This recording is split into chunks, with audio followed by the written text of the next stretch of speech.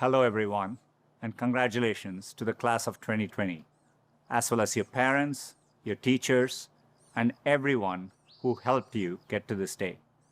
I never imagined I'd be giving a commencement speech with no live audience from my backyard, but it's giving me a much deeper understanding for what our YouTube creators go through.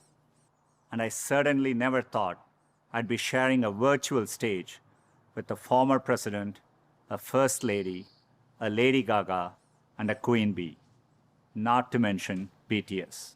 I don't think this is the graduation ceremony any of you imagine. At a time when you should be celebrating all the knowledge you've gained, you may be grieving what you've lost.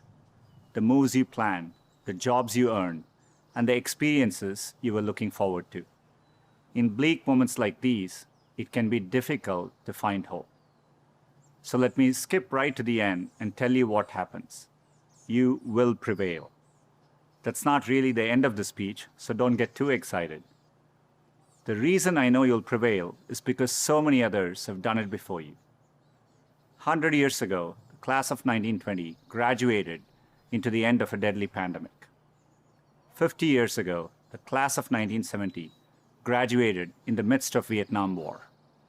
And nearly 20 years ago, the class of 2001 graduated just months before 9/11. There are notable examples like this.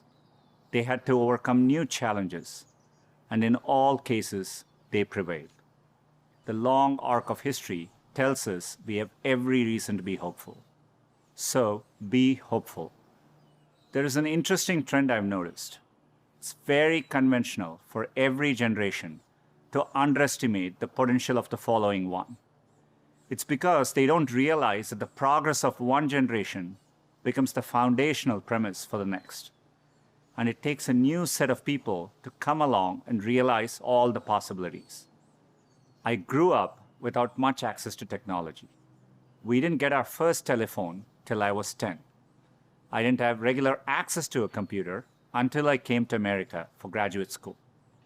Under television, when we finally got one, only had one channel. So imagine how awestruck I am today to be speaking to you on a platform that has millions of channels. By contrast, you grew up with computers of all shapes and sizes.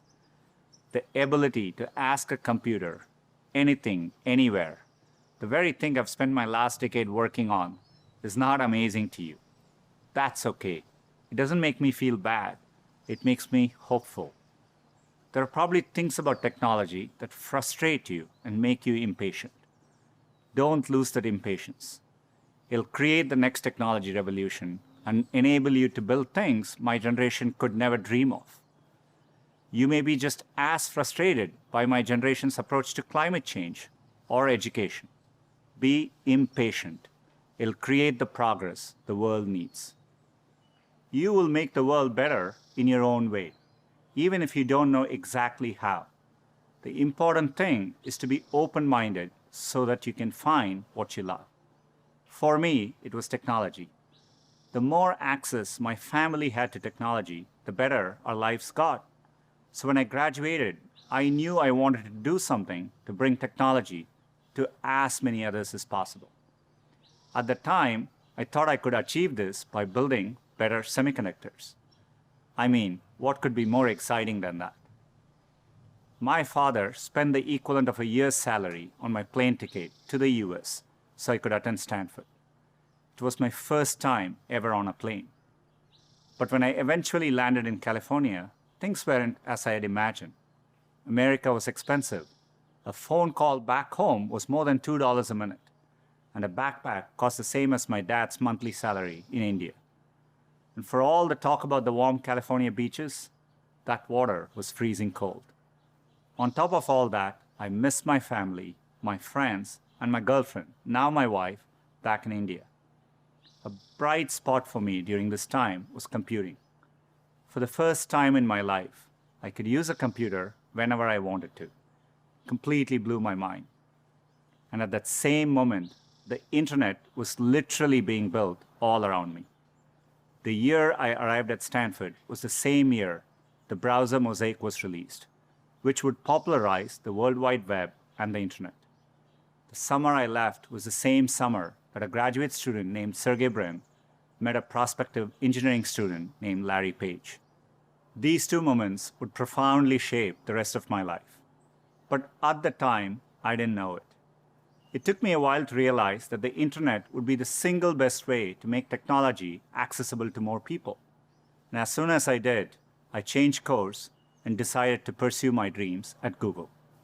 Inspired by the wonder that first browser created in me, I led the effort to launch one called Chrome in 2009 and drove the effort to help Google develop affordable laptops and phones so that a student growing up in any neighborhood or village in any part of the world could have the same access to information as all of you. Had I stayed the course in graduate school, I'd probably have a PhD today, which would have made my parents really proud, but I might have missed the opportunity to bring the benefits of technology to so many others. And I certainly wouldn't be standing here speaking to you as Google's CEO. Believe me when I say I saw none of this coming when I first touched down in the state of California 27 years ago. The only thing that got me from there to here, other than luck, was a deep passion for technology and an open mind. So take the time to find the thing that excites you more than anything else in the world, not the thing your parents want you to do, or the thing that all your friends are doing, or that society expects of you. I know you're getting a lot of advice today, so let me leave you with mine. Be open, be impatient, be hopeful. If you can do that, history will remember the class of 2020, not for what you lost, but for what you changed. You have the chance to change everything. I'm optimistic you will. Thank you.